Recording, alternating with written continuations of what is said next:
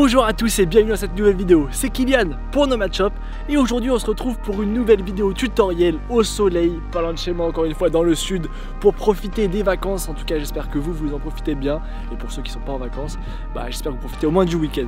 Ça n'empêche qu'aujourd'hui on va voir 5 tricks simples en skatepark, comme ça vous allez préparer votre rentrée du ride au mieux que possible. Retour des petites vacances là, de la plage, on se remet directement dans le bain du skatepark et on apprend 5 tricks. Certains diront qu'il y en a, c'est pas des tricks, mais en tout cas c'est des vrais tips ultra importants pour progresser en skatepark.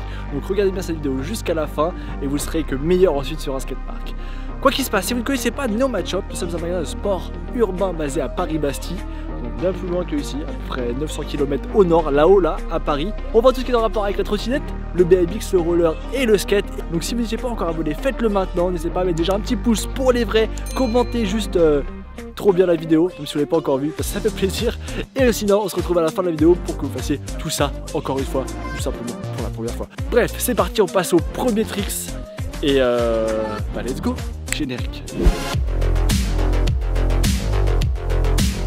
Pour ce premier trick, j'ai décidé de vous présenter le 180, le demi-tour et de surcroît sur un quarter parce qu'on est dans un skatepark. C'est beaucoup plus simple que le 180 en flat. D'ailleurs, je vous l'avais appris sur les 5 figures simples à apprendre en trottinette. C'est ici que ça se passe. N'hésitez pas à aller la voir. Il y a des bons tips pour progresser en flat. Mais aujourd'hui, on parle de skatepark, donc on va parler d'un quarter. Pourquoi c'est beaucoup plus simple? Parce qu'au lieu de faire un vrai 180, donc un vrai demi-tour, on va pouvoir prendre une courbe au début et retomber avec une courbe. En vrai, on fait à peu près un 90 degrés. En ce qui concerne les étapes pour réussir ce trick, c'est extrêmement simple.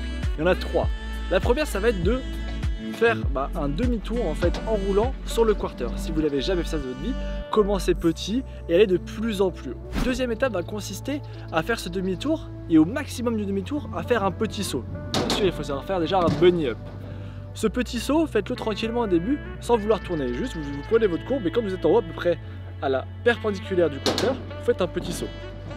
La troisième étape va tout simplement être de réussir le 180. On va faire notre courbe, on va sauter un peu plus tôt. Et à ce moment-là, quand on saute, on va envoyer un petit coup d'épaule et surtout le regard, on va aller chercher la réception à peu près 90 degrés plus loin.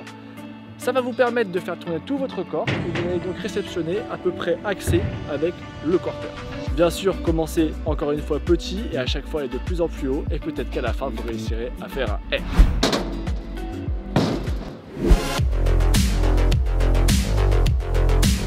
Pour la deuxième figure, on reste sur le quarter et j'ai décidé de vous apprendre le stall. Bon, le stall, c'est un mot qui veut dire beaucoup de choses, mais en gros, ça permet de se caler sur le coping, qui est donc la barre en haut du quarter ou en haut d'un plan incliné ou même genre un angle en haut d'une box pour tout simplement s'arrêter et repartir sans mettre son pied, sans perdre trop de temps, trop de vitesse et surtout à terme vous pourrez faire des stalls avec des figures. Le stall que j'aimerais vous apprendre, le plus important, c'est le feeble. Ça veut dire qu'on va staller le deck, donc le plateau de la trottinette sur le coping avec la roue avant au-dessus du coping, le deck sur le coping, la roue arrière dans le vide. Beaucoup de gens réussissent déjà à faire cette figure, mais souvent ils perdent l'équilibre quand ils sont en haut du coping, sur le quarter ou sur n'importe quel autre module du skatepark, parce que tout simplement ils vont perdre l'équilibre en arrière, donc devoir mettre un pied au-dessus du coping. La clé pour ce trick, ça va être de garder en fait les épaules au-dessus du vide, si je puis dire. C'est-à-dire que si ça c'est le coping, là j'ai ma roue avant, là j'ai mon deck, là j'ai ma roue arrière, il ne faut jamais que les épaules dépassent une espèce de barrière imaginaire que crée le coping en fait. Toujours mon regard et mes épaules dans la courbe. Ça c'est extrêmement important et la deuxième chose c'est que le mouvement entier ne fait qu'un. C'est-à-dire qu'on ne va pas arriver sur le coping, s'arrêter, repartir. C'est un mouvement qui doit être fluide où on va poser de l'énergie sur le coping et repartir comme un peu un ressort. Et ensuite vous pourrez le faire avec toutes les autres variations qu'on peut trouver sur les slides, sur des barres. Vous les mettez sur des copings et tout ça c'est ce qu'on appelle des stalls.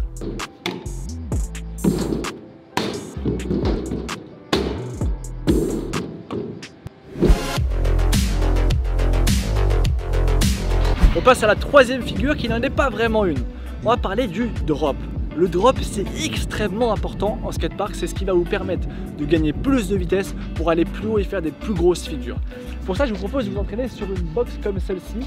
Le but c'est d'avoir un quarter qui n'est pas trop incliné pour bien comprendre comment on fait et en fait comprendre que plus on drop bien, plus on va prendre de vitesse même si la courbe n'est pas folle.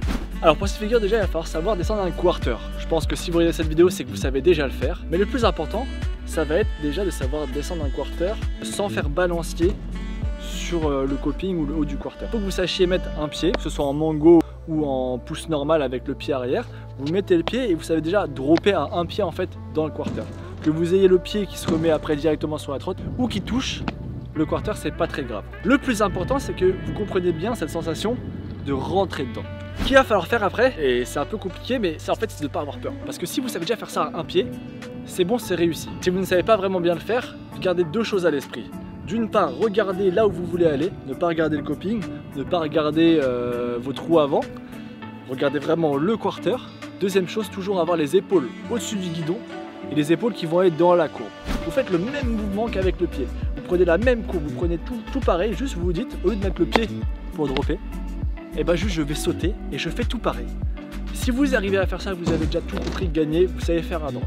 Si vous voulez aller encore plus loin, on va faire ce qu'on va appeler le drop ultime, le drop full speed. Ça va être de vraiment poser la roue avant le plus tôt possible, comme si vous ajoutiez une partie de quarter au-dessus du quarter.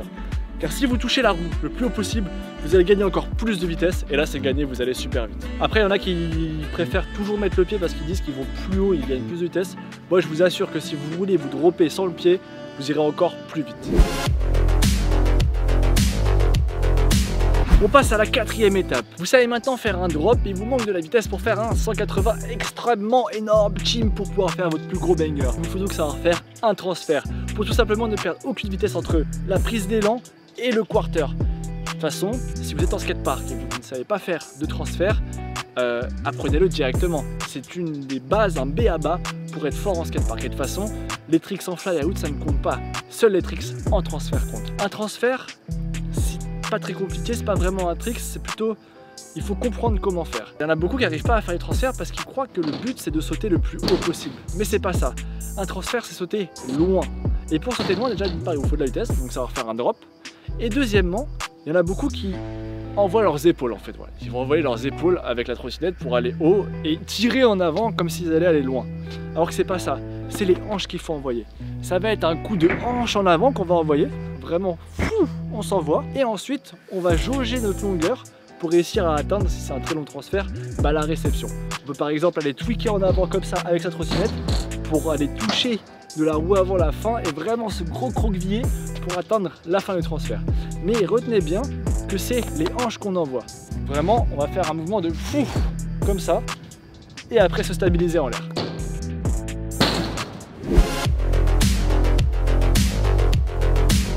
Allez, on passe au cinquième trick. Les 4 d'avant, c'est des B.A.-ba, c'est vraiment des acquis qu'il faut avoir pour être fort sur un skatepark. Mais j'ai quand même trouvé un cinquième trick qui pour moi est essentiel et permet d'avoir beaucoup plus de style et d'aisance dans un skatepark. On va appeler ça le 180 reverse.